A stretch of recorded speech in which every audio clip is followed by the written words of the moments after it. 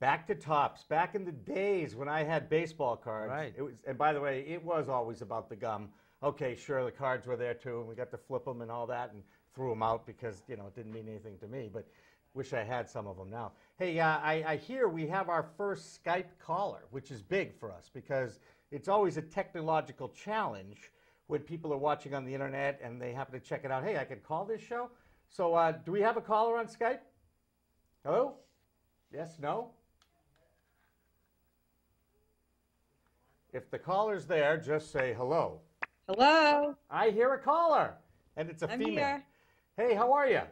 I'm great. How are you? Can I ask a question? Of course you can. How do you get Derek Jeter to sign something? Ooh, Derek Jeter. No, We were just talking about that before the show. We were. Derek Jeter's tough. The guys that make the big money and, the A-Rods, the Derek Jeters, the Tom Bradys, their time is so much more valuable than making money because they already have enough money. So, you got to get lucky, catch them at the, a visiting hotel, catch them going in and out of dinner some night. That's pretty much the best spot. Even at ballparks, they don't sign much anymore. Right. Bibbs, who we've been checking out his stuff, told me he used to go up to Cooperstown, and there used to be a hotel up there. Still is, yeah. The Oswego or something. What is it? It's something like that. Yeah, he'll talk about it. But he would literally, before they started to actually control access to it, ride the elevator. And if you're on an elevator with a guy, of course he's going to sign. No one's going to jump him and have 50 people signing. Right. So he's more apt to do that. And that's still one of the best spots to get, the old Hall of Famers because, every year at induction weekend, they're just everywhere. I went a couple of years ago, a friend of mine with Goose Gossage got inducted, and I went up to see Goose, and, there's just, you go out to eat, there's this one, there's that one. We would have an ice cream one day that Reggie Jackson comes walking in. And so, they line up on the sidewalks, they do signings for different store locations, and, they're very, very accessible there. You just said to me you were on the phone with a guy that everybody in the Boston area knows, some guy named Ortiz. You've done some business with David Ortiz in the past. He just signed a 1-year, $12.5 million option. The Red Sox offered him, and really and truly, from the sports perspective, overpaid to keep Big Papi here for next year. What's the deal with Big Papi? Is he as hot as he used to be? And who's hot and who's not, I guess? You know what? He's not as hot as he used to be. Dustin Pedroia was red hot for a little while. Now that he got hurt, as soon as something like that happens, they get hurt or they tail off. So doesn't the memorabilia. So right now with the Red Sox, we had a tough year because nobody, Jason Varitek was hot at one time. No Danny Nava? You didn't have a big rush for that? No, not at all. Surprising.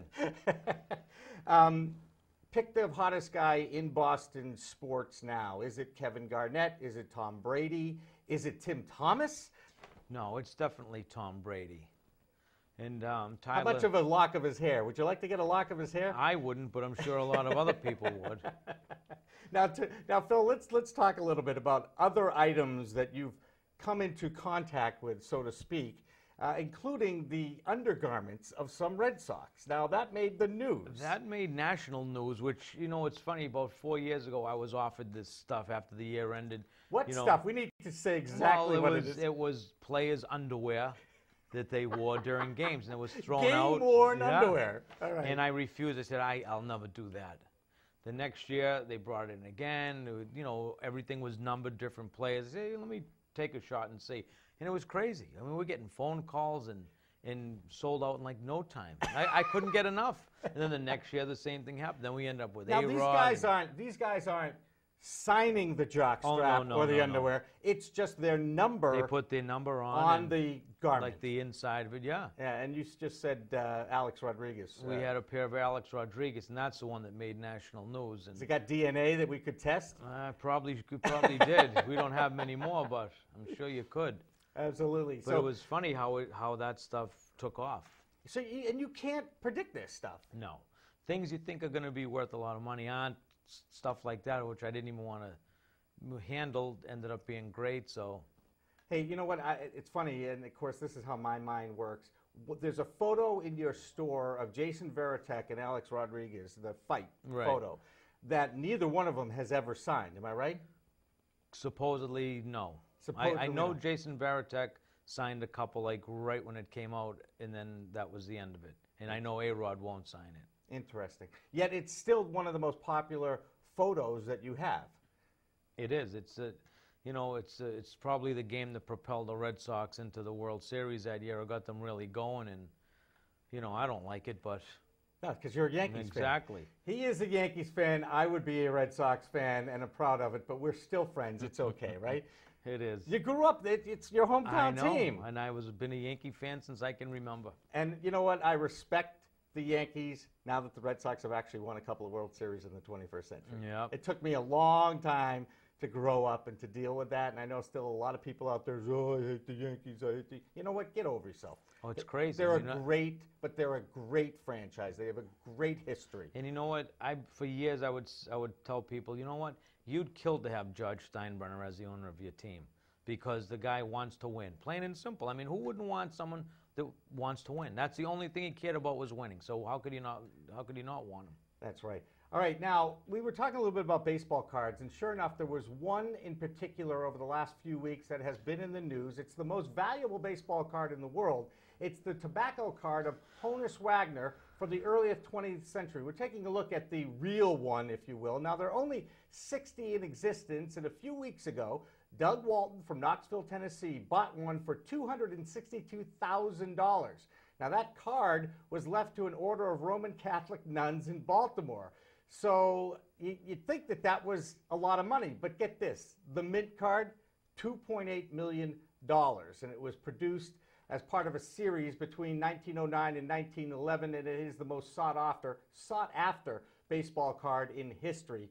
About 60 are known to exist. Now, Phil, you've never gotten a Honus Wagner. You told me that, but you thought you might have a shot a couple of years ago? 4 years ago. Yeah, tell me the story. We had an older gentleman come in with 3 binders of cards, and I see binders all the time, and when I started looking, I said, wow, these are all tobacco cards, and it looked like there was everyone available. I said, oh my God, this might finally be it, but he had everything but the Honus Wagner card. And this guy, they call him the Flying Dutchman. He had a career .328 batting average. He was one of the 5 original inductees in baseball's Hall of Fame. And I'm going on a limb. I'm not going to put you on the spot, but I'm guessing you know who the other 3 are. Well, actually, the other 4 are. I could probably figure it out. Okay, I'll help you out. One's Babe Ruth. Babe Ruth, Ty Cobb. I think it was Walter Johnson. And Cy Young, wasn't it? Yeah. I think those are the 5. I think that's it. And, of course, if we're wrong, you can Skype us, you can email us, you can send up a tweet or whatever the heck they do out there, and we'll get in touch with you and send you a T-shirt or something like that. And look, we are live right there at 508-202-4779. So we're going to take another break and come back with Dave Shaw, good friend of yours, Yep. and a former hockey guy. And before we go to that break, we're going to tell you a little bit more about our training studios here in Natick at Young Broadcasters of America. We return to our road trip to Bibb's house. Don't go away. He'll show you something I've never seen before. Felt batting helmets? Are you kidding me? Check it out. As you know, batting helmets didn't come into play until probably the 50s. They all wore hats to the plate, and this is why we had the beanings, and it was so serious. Now, the players, being the he-men that they are, they didn't want to wear helmets. They felt it was somewhat wussy-ish. So what the Branch Rickey, who was the innovator who brought in Jackie Robinson, had then moved to the Pirates. And he was the innovator who created these helmets. These are felt-covered batting helmets. And they look like hats. So the players could wear them to the plate and get the protection, but they wouldn't give the impression to the fans that they were soft, and they really had the helmets on. So until Tony C got beamed, they didn't have any ear flaps. But for a while, some of the Pirates, because they didn't want to show any difference between this and the actual cap, wore this in the field. That's how far they took it. But the Pirates were the first one, and I got Cubs, Phillies, Giants, Brooklyn Dodgers, and Yankees down. Of course, the Yankees are the bottom.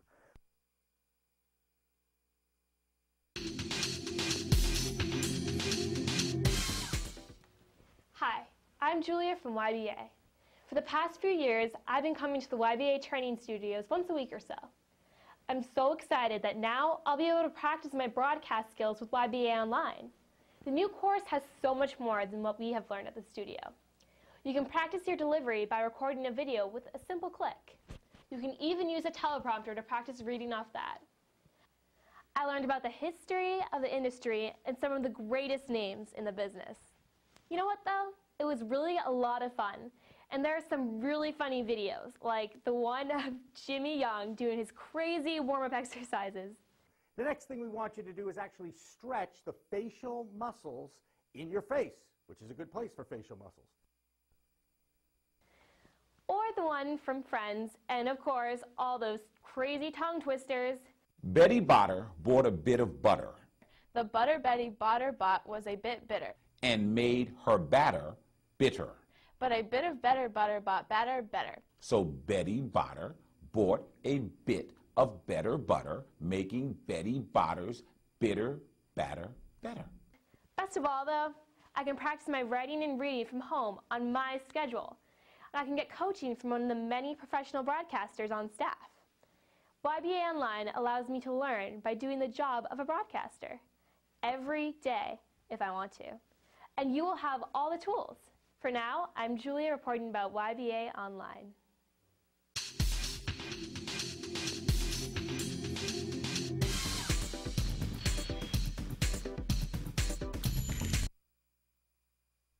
This Ty Cobb piece, it's not even his picture. It's Max Carey and Sliding Billy Hamilton from way back when, who were inducted into the World Series the Hall of Fame in 1961. And these guys are probably put in by the Veterans Committee. And what Cobb wrote here, and he's got a reputation for being somewhat of an elitist and a real difficult, I won't use that word, you fill in the blank. He wrote on here that the Hall of Fame is getting too big, they're letting too many guys in. And that's what he wrote on there. So to me, the fact that it was Ty Cobb's autograph was great, but to show a little bit of the guy and how he felt, to me, that's what made this piece for me.